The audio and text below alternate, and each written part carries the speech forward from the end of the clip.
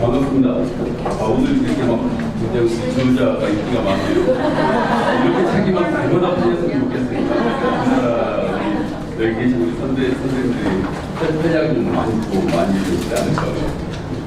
저는 마지막 세 번째 시간을 요즘 시니어들이 늘어나고 있는데 거기 자산관리라는 주제로 여러분들 지금 심각한 여러 가지 문제를 있습니다. 공유하고 있습니다. 저는 이형종이라고 합니다. 저도 책을 많이 냈습니다. 누가 이 책을 냈다 그러면 와 인세로서 엄청나게 편하게 살겠다 그러더라고요. 책 잘 팔립니까? 우리 홍준석 팀장님 책은 잘 팔릴 겁니다. 근데 잘 안 팔릴 것 같아요. 제목이.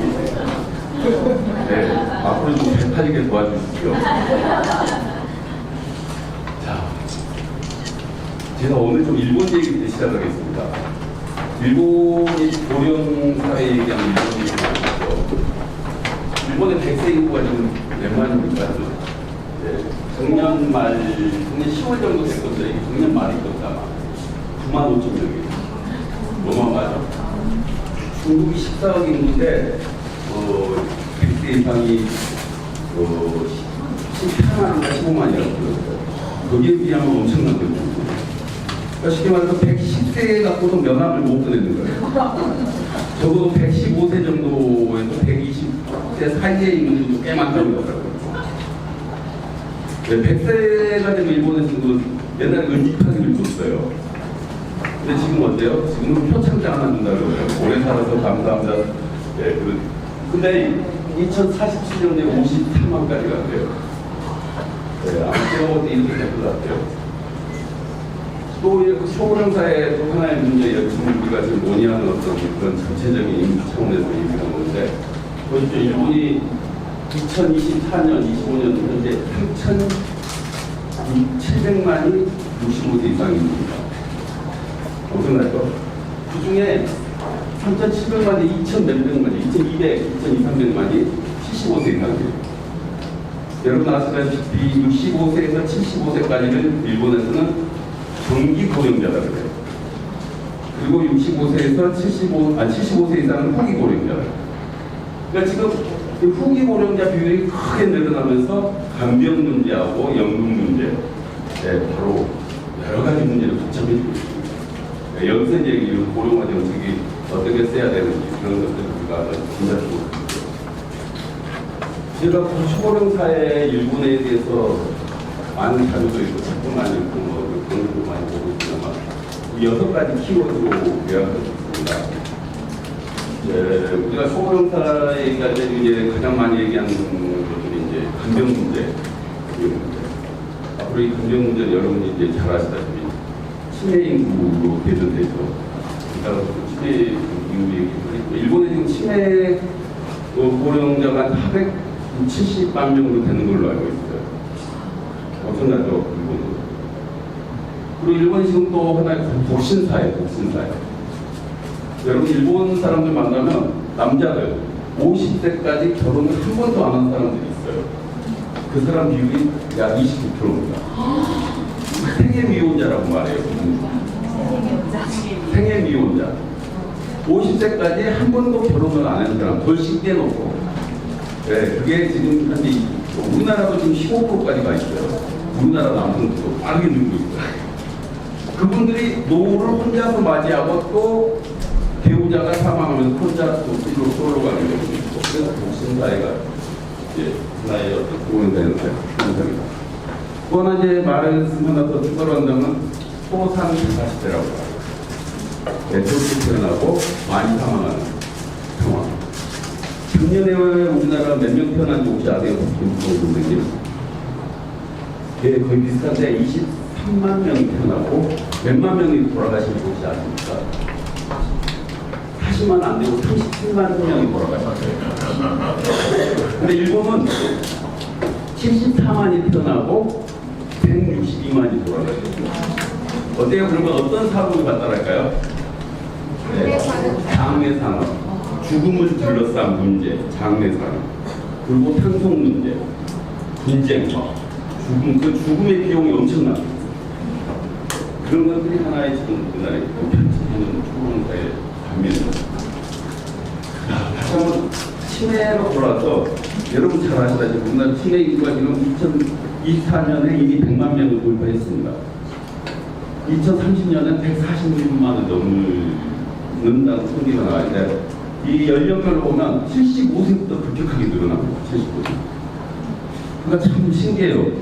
65세까지 좀 괜찮아, 88에 70대 이상 되니까 많이 고장이 나더라고요. 우리 주변에 제 옛날에 직장 상사도 보시면 많이 고장나 있어요. 제가 치료해 줄 수도 없고, 근데 다 지금 70대 초반에서 중반 사이에. 그러니까 건강수명이 그게 굉장히 일치가 되더라고요. 우리나라 건강수명 어떻습니까? 남성이 71세, 여성이 75세예요. 그러니까 70세 이상부터는 상당히 아플 확률이 많다. 그런 것을 말해주고 있는데 그 중에서 치매도 마찬가지다. 치매 인구도 75세 이상 되면서 급격하게 늘어나고 있다.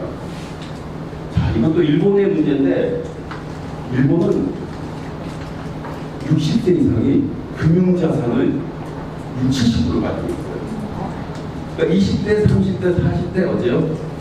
네, 뭐 조금 약간 시침발을 하면 약간 돈이 없는 그런 게 근데 부자들이 다 70대가 문제는 저 통계 보시면 70대가 가진 돈이 30%나 돼요.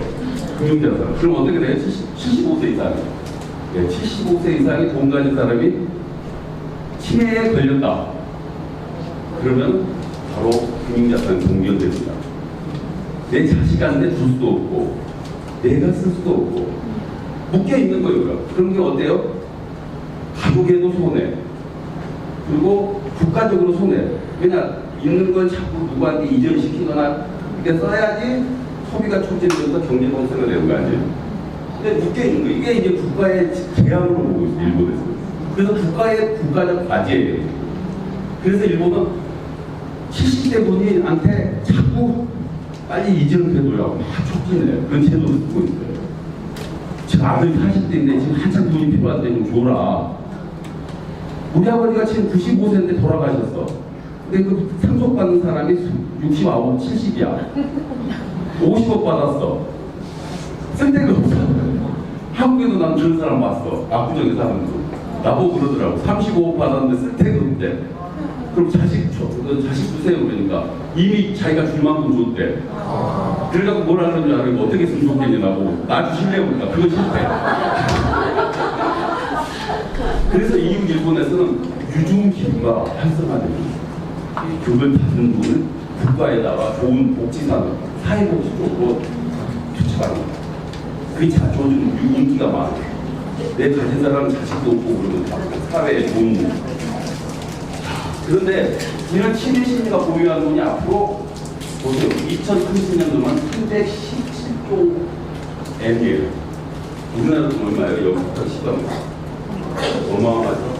네, 진짜입니다. 그래서 이게 하나의 신경적인 국가의 문제로 인식되고 있습니다. 근데 이제 일본에서는 그 치매를 인지증이라고 해요. 인지쇼가 인지쇼.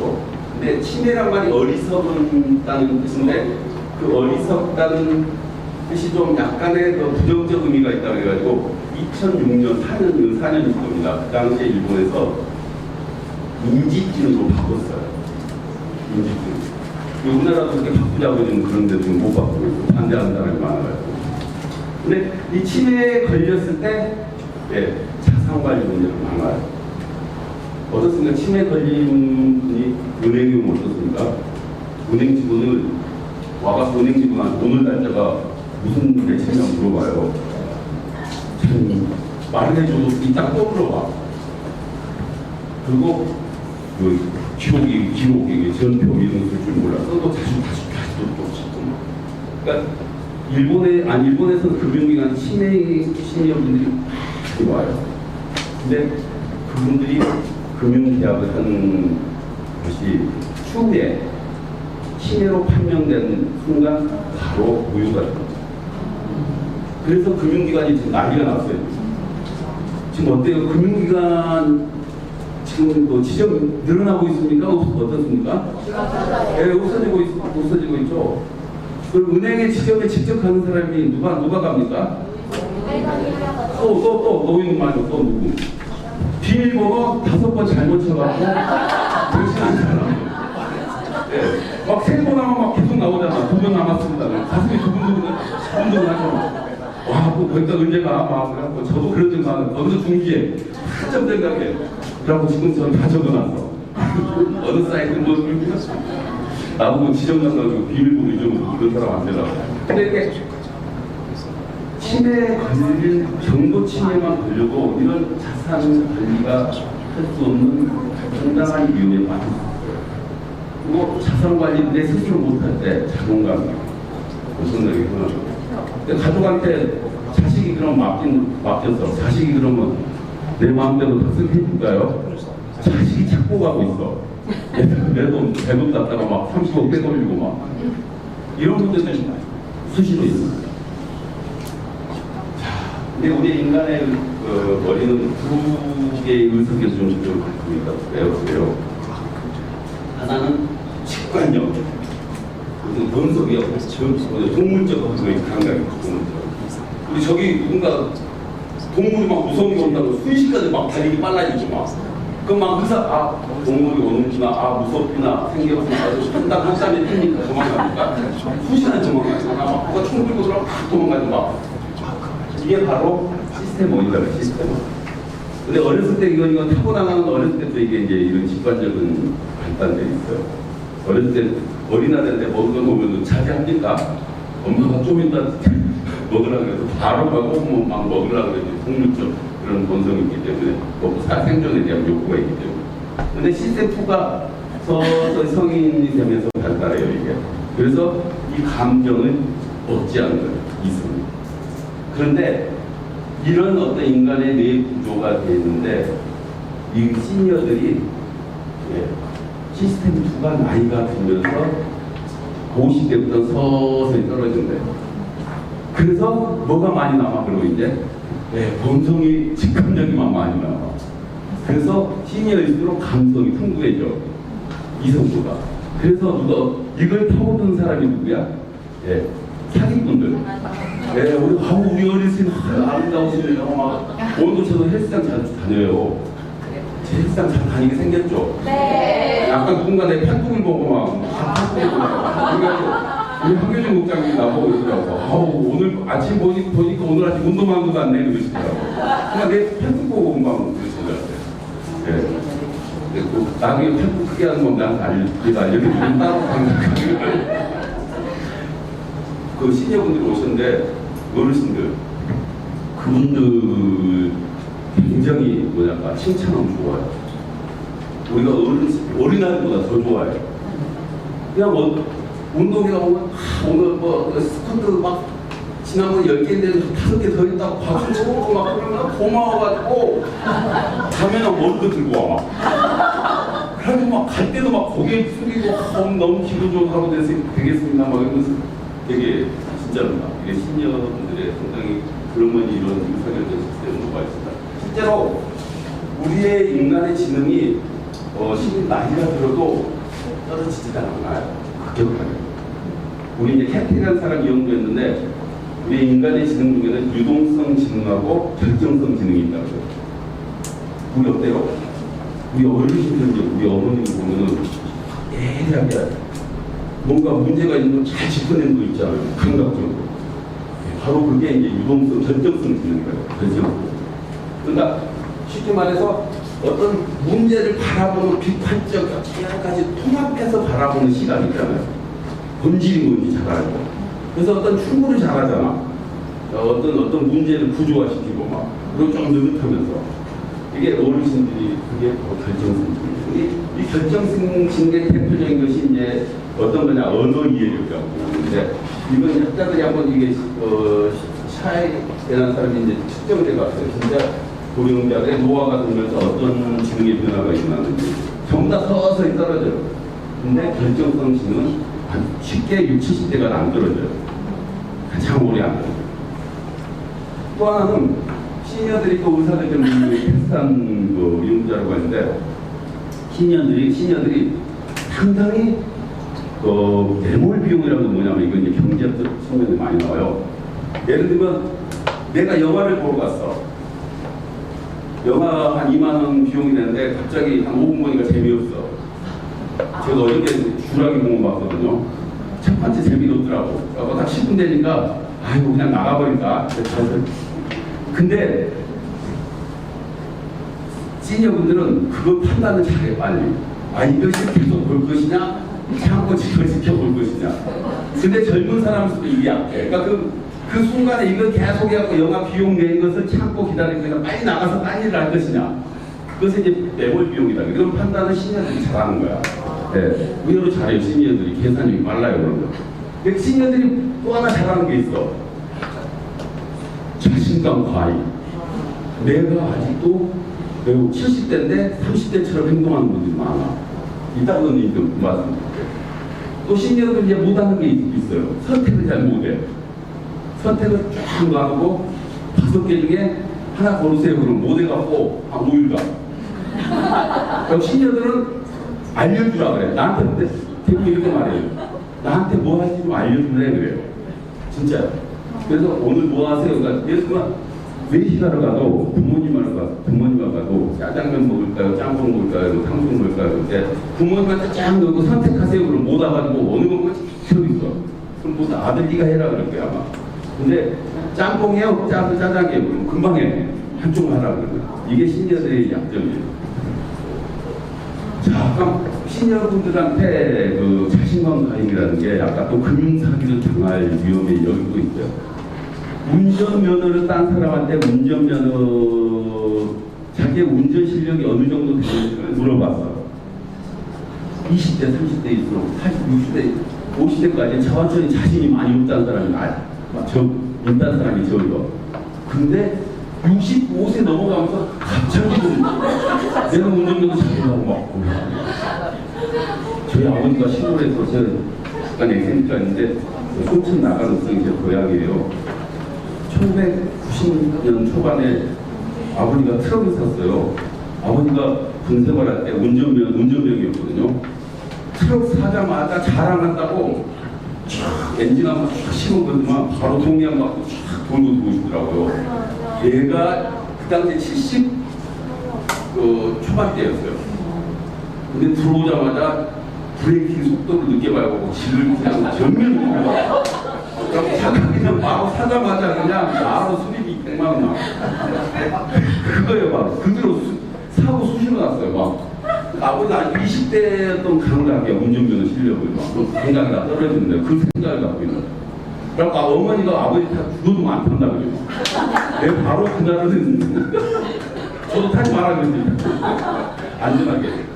이렇게 시녀들이 자기 어떤 자신감을 가지고 있어요. 그래서 이런 말을 하죠. 본인도 모르면서 자식한테 이런 말이에요. 부모들이 밖에 나갈 때 참조심해라 그래. 참조심해라. 근데 반대로 또 아들은 어머님 누구한테 사기 전화 조심하세요. 뭐라 그러는 줄 알아? 나는 괜찮아. 니나 잘하라. 이거 괜찮은 거 있어요. 근데 이제 이게 치매 걸린 시니어분들이 치매 걸린 상태에서 어떤 기능이 떨어지는 그런 연구가 있어요. 여러분 MMS라고 그 간이 상태 점검표라고 있어요. 간이 상태 점검. 이게 30점 만점인데 보통 25점 이하는 이제 치매라고 보고 그 사이에는 이제 경도 치매 뭐 이런 걸 분류를 하고 있는데 제일 먼저 금전 관련 문제. 영수증 같은 계산을 못하고 떼기도 다 헷갈려하고 그 다음에 이제 계속 떨어져. 마지막에 위생, 식사, 배설이 이제 마지막까지 이런 어떤 연구들. 근데 생각보다 경도인지 장애만 걸려도 이미 금융행동을 하기가 어려워요. 우리 동간이 능력이 없어요. 그래가지고 쇼핑할 때도 문제를 많이 일으켜요. 그냥 카드로 계산 개념도 없어요. 그냥 카드 그냥 보면 그냥 넣고 가버리고 막 그래요. 그래서 고령자들이 어떤 겪는 그런 자산관리 문제를 연구한 학문이 등장했어요. 여러분들이 아시는 노년학 있죠. 저런 컬러. 이 저런 컬러지에다가 금융의 어떤 서비스 형태를 고려한 학문으로서 금융자본테크놀로지라는 학문이 이미 80년, 90년대 일본, 미국에서는 많이 연구가 됐어요. 근데 이제 이런 개념을 미국에서 쭉 배워오다가 최근에 일본에서 이 학문을 금융 쪽에 받아들이기 시작했어요. 바로 일본의 금융청은 우리나라 금융감독원이에요. 제가요 일본 자료를 많이 보는데 일본의 내각부, 일본의 후생노동성, 경제산업성 이런 곳 사이트 들어가 보시면은요 그 사이트가 어마어마한데요. 거의 한 20년치 옛날에 정책자가 다 들어있어요. 오늘 아침에 내각부에서 그 총리랑 그 장관들 회의했던 거 있잖아요. 회의된 자료가 오늘 아침 10시에 있으면 오후 5시 정도면 4-5시 써 있어요. 굉장히 뭉뚱돼 있어요.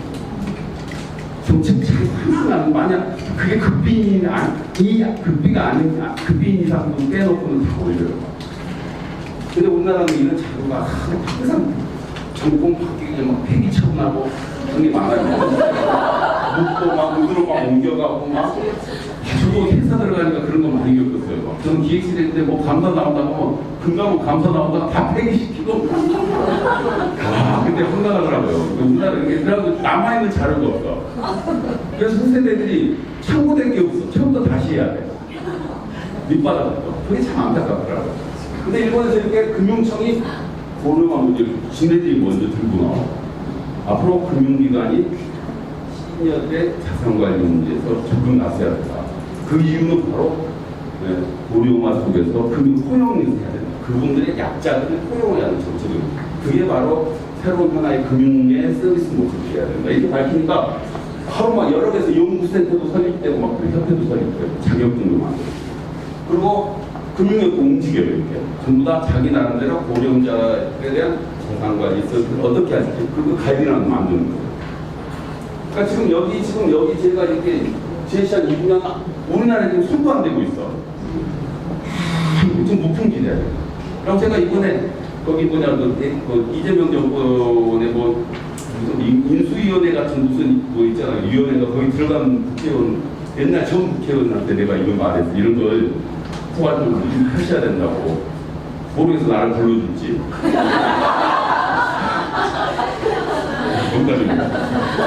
그래서 이렇게 금융노년학이라는 개념이 일본에서 이렇게 지금 뿌리를 내리면서 금융기관에 자리하고 그리고 그게 고령자들을 위한 하나의 자산관리 서비스가 어떤 서비스로서 지금 형태를 갖추고 나타난 것을 제가 말씀드리겠습니다.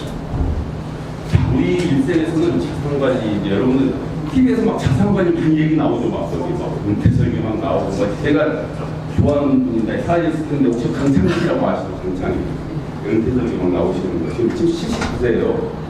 엊그저께도 유튜브 나오셨더라고. 그래서 와 79세 은퇴설계 강사는 앞으로 강창기 소장님이 1세대 이상 없을 겁니다. 막 웃더라고요. 그분이 한 달 전에 저랑 점심을 먹었는데 저한테 그러더라고요. 일주일 전에 우리 대학 동창들하고 저녁을 먹었다. 15명이 나왔더라. 근데 아직도 일하는 사람은 나밖에 없다. 내가 일어서 박수 막 해서 뿌듯하는 거야. 그러니까 다들 70대 되면 그만 뭐 이래저래 다 그만. 그러니까 자기는 평생 현역을 내치는 사람들 평생 현역을 실천하고 있어. 근데 이제 어려운 항상 저한테 전화를 해요. 뭐 상의한대요. 후배지만. 그래서 그분이 이제 늘 말하는 게 여기까지만 말해요. 자산관리가 우리는 항상 많이 모아가지고 노예 풍요롭게 쓴다. 그 개념까지 딱 거기서 머물러. 근데 어떻습니까? 60 이후를 살아보면 바로 이런 문제가 나옵니다. 내가 앞으로 아프면 어떡하지? 자산은 어떻게 물려줄까? 그리고 내 죽을 때 종강이는 어떻게 할까? 치매 걸리면 이런 문제가 이미 여기서 엄청나 몰려있어요. 보세요. 많이 모으는 게 문제가 아니라 이 시니어 자산관리 문제는 인생 오후에 다 걸쳐있어요. 준비한 문제. 여기서 가족 분쟁, 뭐 재산이 잘못됐을 때 굉장히 치명적인 문제가 다 걸려요. 아무리 돈이 많아도 어떻게 잘 쓰느냐 그것이 못됐을 때는 한 방에 날아가지고 뭐 금융사기를 당한다고 또 의료 문제를 잘못했을 때 건강을 잃었을 때 가진 재산이 많아가 아무 소용이 없어요. 제가 제 친구 선배 중에서 제 선배 한 명은 지금 알츠하이머의 상태예요. 재산이 한 100억 돼요. 아무 쓰지도 못하고 그냥 정해지고 자기는 지금 계속 병원 왔다가 또 그런 삶을 살고 있어요. 또 어느 순간 세상 자식하고 죽을 때 상속 문제로 인해서 지금 5사람 중에 두 가족 정도는 지금 뭔 싸움하고 있어요? 네, 재산 싸움하고 있어요. 다 이거 부모가 관리를 잘못하는. 또 어때요? 사망하기 전에 네, 내가 어떻게 죽고 싶은지 나의 방식대로 사망 방식을 결정해 주지 않고 그냥 가버리는 거예요. 네, 그러면서 어마어마한 또 비용을 초래되고 있어요. 그래서 이웃 일본에서는 어떻게 지금 사망하는 게 좋은지, 어떻게 의료를 받는 게 좋은지, 의사결정 지원하는 그것이 하나의 굉장히 국가적 테마예요. 자, 그래서 이게 이제 시니어 100세 시대 시니어들이 어떤 금융의 일이가 있을까? 제일 중요한 것은 내가 죽을 때까지 자산을 계속해서 편안하게 계속해서 끊기지 않고 유지하는 그런 전략을 세우는 것이 가장 중요한 그런 자산 소명을 연장하는 것. 수명이 길어지고 있는데 걔가 가진 자산은 80대까지밖에 못 써. 20년간 재산이 없는 상태에서 그 상황을 어떻게 대처해야 될까? 그런 문제. 우리나라 때도 부동산만 가지고 있잖아요. 그냥 70억이니 잠시는 50억이니 그런데 50억 가지면 뭐예요? 같이 선배들 같이 식사를 하는데 다들 부동산 가진 사람이 30억이야 지금 저 서울에 있는 아파트. 근데 같이 밥을 먹으면 7명 중에 한 사람 빼놓고 다들 부동산 부자인데 화장실 가고 없어. 한 사람 연금 받는 사람은 딱 이거 20만 원 결제. 연금 받는 사람이 최고야. 돈이 소득으로 나오는 거야. 그래서 현금만 있는 거야. 현금이 많아야 되는데 현금 많은 게 부자예요. 또 인생 오후에 아무리 부동산하면서 소용없어요. 자식이 집을 안 팔기만 기다리게. 주택연금 받는다 그러면 자식이 갑자기 나타나요. 아버지 왜 그러세요? 여러분 아시다시피 시니어들이 이렇게 개인적으로 집에 있고 막 밖에 사랑한다고 하는데 사기꾼들은요 저 사람이 현금이 얼마인지 부동산이 얼마인지 다 파악하고 있어요. 자기가 스스로 말해 자랑해요. 내가 얼마 있어 막 이러면서 자기가 이미 다 말한 거야 이미. 시니어들도 7, 80대 되면 자식 자랑해. 엄청 자식 자랑해. 거기서 이제 조금 더 물어보면 이제 전부 다 새나가요. 전부 다 새나가. 금융자산 전부 다 새나가. 그래서 금신년을 노리는 지금 악적 그런 것들이 지금 어마어마해요. 우리나라도 지금 금감원에 지금 2024년 통계로 보면 3년 통계로 보면 1,900억 정도가 실제 현금으로 사기꾼들한테 넘어갔어요. 지금 아마 더 커질 거야 앞으로. 미국은 더 어마어마해요. 미국은 우리 한 10배 정도 됩니다. 그래서 법률로 어마어마하게 강화시켰어요. 우리나라는 법도 안 만들어졌어요. 심지어 그런 투자자를 보호하는 법률망이 너무 약해요. 또 하나는 죽음을 둘러싸고 하는 어떤 상속 문제. 특히 솔로가 많아지면서 내 재산을 어떻게 처분할 것인지. 그게 하나의 중요한 숙제가 됩니다. 그래서 지금 금융기관에서는 시니어들을 어떻게 보호할까 그런 측면에서 핀테크 산업이 많이 발전하고 있어요. 예를 들면 시니어들이 이제 거래를 할 때 비밀번호를 자꾸 잊어먹어요. 그래서 생체인식, 목소리라든가 또 아니면 눈동자, 얼굴인식 그걸로 ATM기로 해갖고 생체인식이라는 시스템을 한다든가 또 아니면 이제 고령자들 자꾸 유인하는 어떤 보이스피싱 그런 전화 보면 고령자들이 낚이면서 순식간에 그 이체를 시킬 현상이 많이 있어요. 그때 그 고령자들이 자금 이체의 형태를 상황을 파악하고 AI가 분석해가지고 즉시 가족한테 등록된 가족한테 알려주는 그런 시스템도 만들어지고 있고 굉장히 그런 보완하는 시스템이 많아지고 있어요. 또 하나 이따 제가 말씀드리니까 신탁상담 제가 말씀드리겠습니다. 미리 상속하기 전에 미리 내 돈을 금융기관에 맡겨버리는 거예요. 그리고 나중에 내가 치매에 걸리거나 그 상황이 안 좋을 때 그때 내가 연금식으로 받는 거예요. 그리고 내가 받다 죽으면은 배우자가 또 받고 이런 식으로 그리고 최소한 남은 금액은 자식한테 가는 거예요.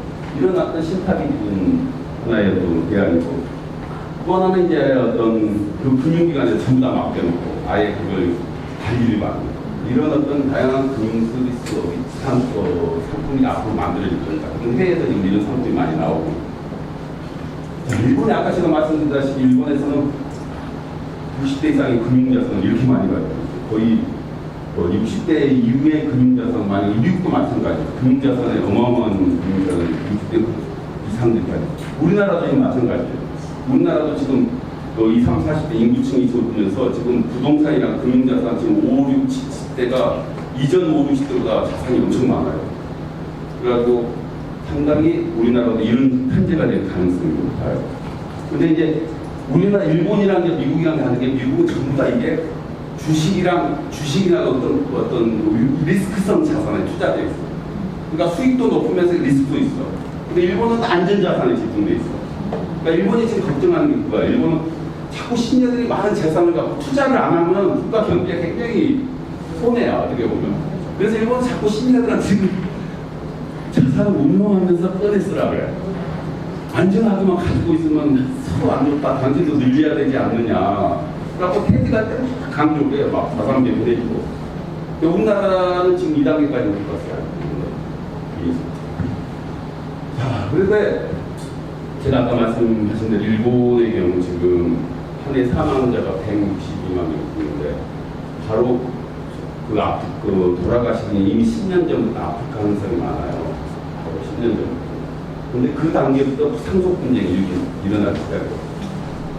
여러분 혹시 이런 말 들어보셨어요? 죽음의 3종 세트라고. 죽음의 3종 세트가 있는데, 첫 번째,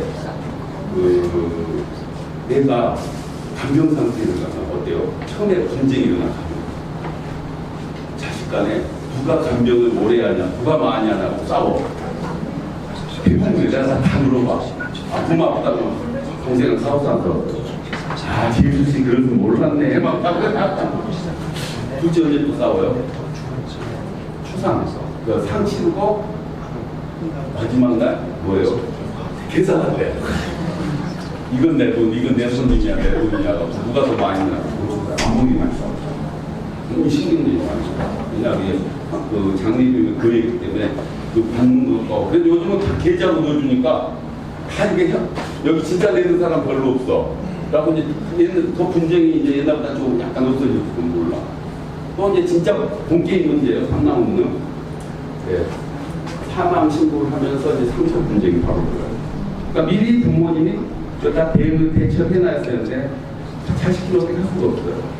그래서 미국의 부자들은 자기가 만약에 사망을 제기해가지고 자기의 어떤 상속에 대한 철학을 갖고 변호사 불러갖고 바로 자식들한테 상속의 철학을 말해주고, 변호사한테 바로 그날 자기 철학을 말한 거예요. 바로 읽혀요. 그리고 자식들한테 한마디 쫙 하고, 그리고 변호사 서로 가지고 사인해. 그래가지고 바로 상속 증명 막 해주고, 그 다음에 가족 파티하고 막. 근데 어떻게 보면 우리 굉장히 미국도 막 그런 거 많이 겪었을 거예요.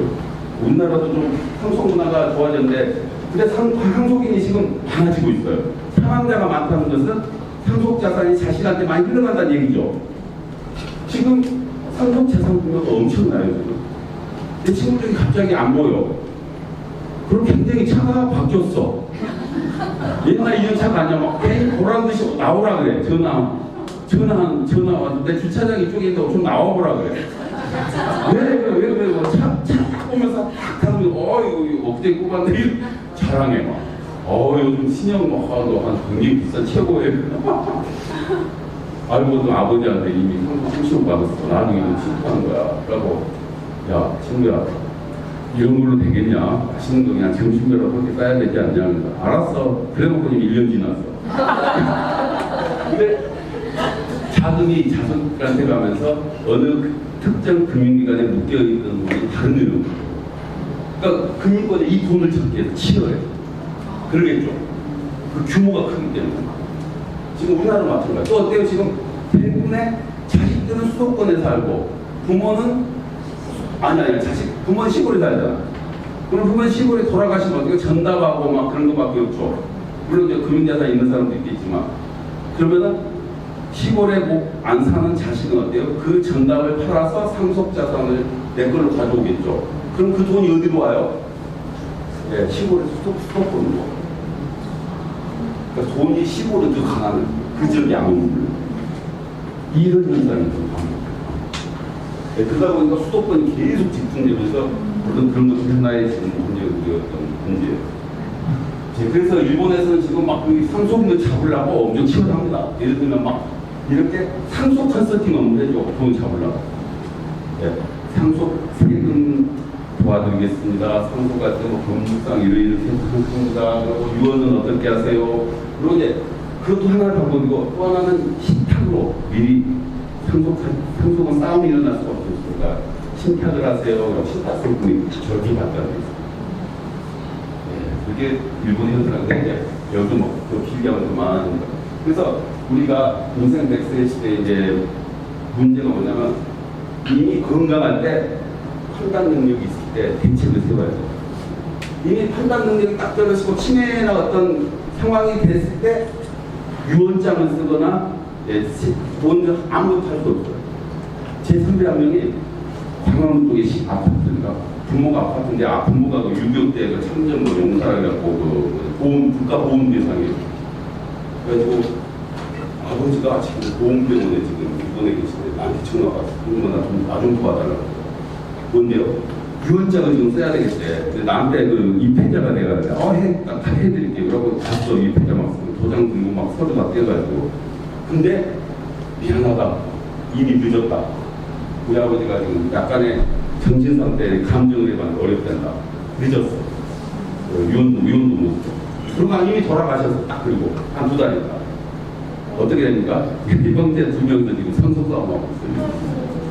누가 더 많이 가질 것 없잖아. 아파트가 16억인데 그 선배는 그 몫으로 내가 13억을 갖고 니는 3억만 먹고 떨어져라. 지금 싸우는 거야 지금. 그런 게 비극이지. 옛날에는 아파트 한 채에 3, 4억밖에 안 되니까 3, 4억 많죠. 이런 거 지방에서 말하면 큰일 납니다. 이거. 장사 짜는 거예요. 근데 3억, 4억이었을 때는 우리 형님이 어머님 모시고 나중에 재산 다 가지세요. 이랬어. 근데 지금 어때요? n분의 1로 합시다. 이거 나와요. 이미 아파트 한 채 아마 20, 30억이니까. 그게 지금 우리 실패예요. 치열합니다. 그래서 이 건강할 때 대책을 안 쓰면 재산 동결이 되거든요. 두 번째, 또 상속 분쟁으로 가면서 마지막 또 상속세, 유산 분할이 안 되면서 상속세 이런 여러 가지 리스크하면서 가족 자체가 굉장히 어떤 분쟁 속에 휘말립니다. 이게 현실적으로 가족이 공개된 자산 문제에 대해서 공개되어 있는 가족이 저는 통계는 없지만 적어도 3, 40%는 되지 않을까 생각합니다. 그러니까 잘 죽는 게 그냥 편안하게 잘 사망하는 것뿐만 아니라 자기 앞뒤에 재산 관리 그런 것을 처리하는 게 굉장히 중요한 거예요. 그러니까 아까 제가 말씀드린 신탁이라는 게 이렇습니다. 내가 재산은 100억을 가지고 있어. 내가 아버지인데 그 금융기관한테 100억을 맡겨. 그럼 금융기관이 그걸 딱 보관하면서 관리를 하다가 나중에 그 재산에서 매월 나한테 500만 원씩을 주라. 내가 치매에 걸리면. 아니면 내가 또 90대, 80대 시점에. 그리고 내가 죽으면은 바로 우리 배우자한테, 와이프한테 줘라. 그래서 맡기는 사람은 아버지가 위탁자라고요. 위탁한다. 그리고 금융기관이죠. 맡아준 금융기관이나 뭐 다른 사람은 제3자를 수탁자라고요. 맡아서 관리해주는 거예요. 그리고 그 재산을 받는 사람이 위탁자가 수익자도 될 수가 있어요. 그래서 이 사람은 수익자라고요. 이것은 배우자도 될 수 있고 나중에 자식도 되고. 그리고 이것을 이 전체를 감시하는 사람이 또 있어요. 변호사라든가 이제 그런 신탁관리. 이러면서 이런 신탁 구조가 있는데 지금 이런 신탁 시스템은 지금 유럽이나 미국에서는 이게 일반적이에요. 자, 그러니까 이런 구조로서 가족 재산을 계속 후세로 연결시키는 거예요. 그리고 절대 남한테 안 가면서 가족한테 계속. 왜냐하면 상속은 남한테 갈 가능성이 커요. 그 상속 그 자격이 안 되면 사촌한테도 갈 수도 있고, 특히 혼자 사는 사람한테. 그런 상황이기 때문에 신탁을 이용하는 사람이 지금 많아지고 있는데, 신탁은 이건 생략하겠습니다. 그리고 또 요즘 이제 이런 상품도 나왔어요. 예를 들면 신탁을 보험으로 할 수 있는 경우도 있어요. 예를 들면 내가 보험에 들었어. 근데 나중에 보험금이 한 10억 나와. 내가 죽었을 때 10억 나오는데 난 혼자 살아. 근데 이 보험금을 갖고 내 사후에 내 장례비를 치러줄 사람이 변호사나 뭐 사법사나 사회복지사라. 이런 사람들이 나를 다 케어해줘. 그럼 이 사람하고 내가 먼저 계약을 했네. 내가 보험금이 나오면 당신한테 나를 케어주면 3천만 원을 당신한테 주겠습니다. 그리고 보험계약을 하면은 보험계약에서 사망보험금을 바로 내 상속인한테 수익자한테 지급하지 않고 바로 신탁이라는 그죠? 신탁에서 사회복지사 변호사한테 그 사후비용 주고 나머지는 이렇게 주는 거예요. 이런 지금 상품이 일본에서는 상당히 잘 팔려요. 이런 어떤데 아무튼 신탁을 응용하기 상당히 많아요. 우리나라에서 공공침해 신탁 뭐 이런 것도 있는데 참고로 여기까지 가겠습니다. 자, 근데 이런 신탁 상품을 일본에서는 굉장히 많이 굉장히 지금 벌써 2013년만 해도 2만 건이 넘어요. 이것은 그냥 금융기관 빼놓고 일반 신탁, 일반 변호사 제한. 변호사뿐만 아니라 신탁은 지금 금융기관도 전 금융기관입니다. 네, 자, 마지막 슬라이드 하나 말씀드리겠습니다. 일본에서 이런 내용들이 있어요. 간병살인이라고 들어보셨어요? 일본에서 지금 한 해에 간병 자살이 있어요. 간병 자살은 한 해에 한 500명이 간병 자살한다고 통계가 있어요. 어마어마하죠. 간병을 못 견디면 스스로 자살한다. 근데 간병 자살하고 간병 살인하고 연계관계가 있어요. 먼저 살인을 한 다음에 자기가 자살을 해요. 그러니까 이 연극의 이끼구란 연극이에요. 이끼구란 게 일본어로 살아간다는 뜻이에요. 2006년도에 세 가족이 사는 가족이 있었는데 부모님 홀로 부모님 모시고 홀어머님 모시는데 이 남자는 아까 말한 덜싱이에요. 덜싱이 아니라 이거 생애비용이야. 이분이 그 당시 54세 시점인데 어머니가 치에 딱 걸리니까 돌봐줄 사람이에요. 그러다가 사회적으로 막 해서 생활보험 막 그런 거 아니 없으니까 그냥 내 직업을 일하는 걸 그만뒀어. 그러니까 감정이 이직이라고. 그래서 그 어머니 치매를 돌보는데 거의 자기 생활을 상상을 계속 하다가 이제 돈도 다 떨어졌어. 생활보호대상도 안 되고 여러 가지로 삶의 예완을 듣다가 이 친구가 안 되겠다. 더 이상 어떻게 결심을 했어요. 그래서 결국 어머님을 말로 설득했다고 어머님 돌아가시겠다. 어머님을 목졸라 사망시키고 본인도 자살을 시도했는데 본인은 살아났어요.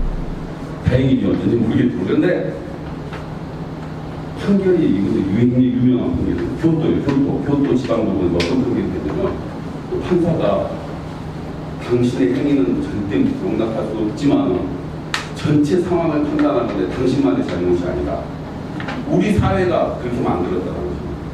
우리 사회의 책임도 있다. 그래서 당신은 부모님 생명을 해한 건 잘못돼서 그래도 우리 사회가 돌본 못한 것도 책임이기 때문에 2년 6개월에 형이 처해갖고 그것도 이제 집행유예로 세렸어요. 근데 이분은 결국 나중에 몇 년 후에 자살 또 했어요. 그러니까 이걸 연극으로 다루고 있어요. 일본이 그만큼 지금 이런 치매 문제 굉장히 인식이 대중화적으로 많이 하고 있습니다. 이런 또 재밌기보다 약간 좀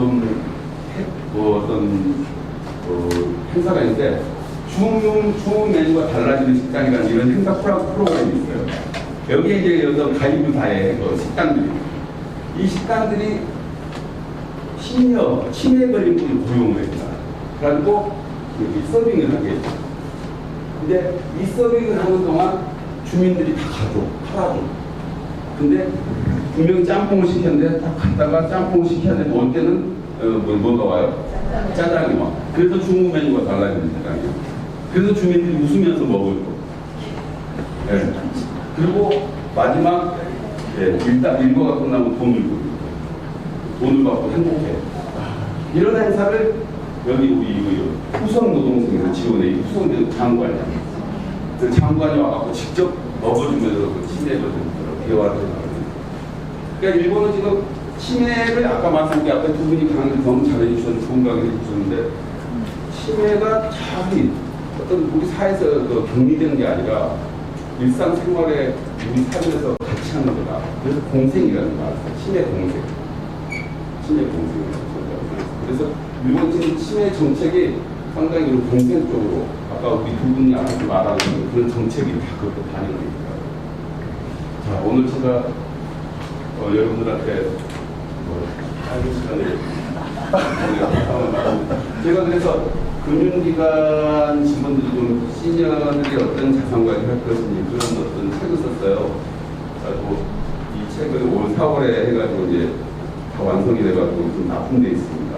그래가지고 직원들이 지금 금융기관 지금 공부하고 있어요. 그래서 저는 이런 것이 하나의 금융기관이 끝나지 않고 사회적으로 어떤 자산관리 정책을 지원하는 어떤 시스템으로 하고 그 대중적으로 그런 것들이推내졌으면 하는 바람이 있습니다. 네, 제 강의 여기까지 말씀드리겠습니다. 감사합니다.